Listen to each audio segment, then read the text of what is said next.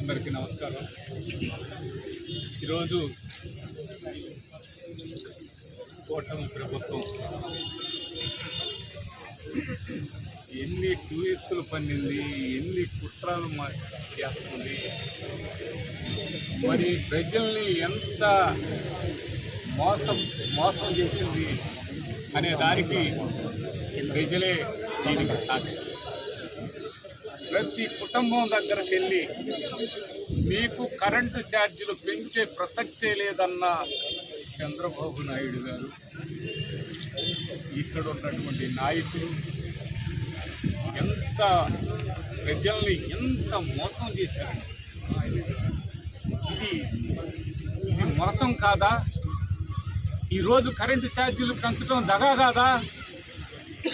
ఈరోజు ప్రజల్ని ఇలాంటి మోసపూరిత వాగ్దానాలతో అధికారంలోకి వచ్చి కరెంటు బిల్లుని నిజంగా పెంచి ఈ అబద్ధాలకు నిదర్శనం ఇది అని తెలియపరిచారు. ఇక పోతే కరెంటు ఎదురుదాడి చేస్తారు. మేము జగన్మోహన్ రెడ్డి గారి వల్లే కరెంటు పెంచామయ్యా, కరెంటు బిల్లు అని అంటారు.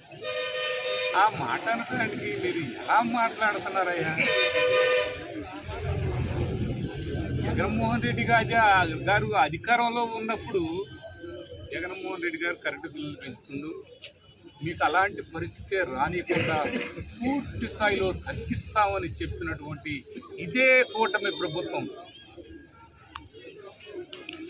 వాళ్ళ విపరీతమైన భారం మోపి ప్రజల మీద మళ్ళీ జగన్మోహన్ రెడ్డి గారిని ఆయన వల్ల బడ్జెట్ పెంచాల్సి వచ్చింది. కరెంటు ట్రాన్స్ఫారాలు ఎక్కువ స్టాక్ ఉన్నాయి అంటే కరెంటు ట్రాన్స్ఫారాలు ఎక్కువ స్టాక్ ఉంటే కరెంటు బిల్లులు పెంచువా? అది జగన్మోహన్ రెడ్డి గారు చేసిన తప్ప. ఇవాళ కరెంటు బిల్లులు పెంచి మీరు తప్పు చేస్తూ జగన్మోహన్ రెడ్డి గారిని పూసిలాగా చూపిస్తున్నారే. ఇంకా అదే మోసం, ఇంకా అదే దగ, ఇంకా అదే గురిడీలు చేయాలని మీరు ప్రయత్నాలు చేస్తే ప్రజలు ప్రతి కుటుంబానికి ఈరోజు అన్యాయాలు ఎలా ఉన్నాయో తెలుస్తాం. వైఎస్ఆర్ కాంగ్రెస్ పార్టీ మా అధినాయకుడు జగన్మోహన్ రెడ్డి గారు పిలుపు మేరకు ఈరోజు ప్రజల పేద మోపినటువంటి ఏదైతే కరెంటు ఛార్జీలు ఉన్నాయో అవన్నీ తగ్గేదాకా మేము ఈ పోరాటం చేస్తామని, పెంచడానికి పూర్తి స్థాయిలో ప్రజలు అనేక నష్టాలు పడుతున్నారని ఈ సందర్భంగా తెలియపరుచుకుంటూ, పూర్తి స్థాయిలో ఎస్సీ ఎస్టీలకు కూడా ఆ రోజు ఏం మాట చెప్పారు కరెంటు ఛార్జీలు విషయంలో, అప్పుడు ఎంత చెప్పారు? ఇవాళ చేసిన పని ఏంటి? మీరు ఇది గురిడి అనరా?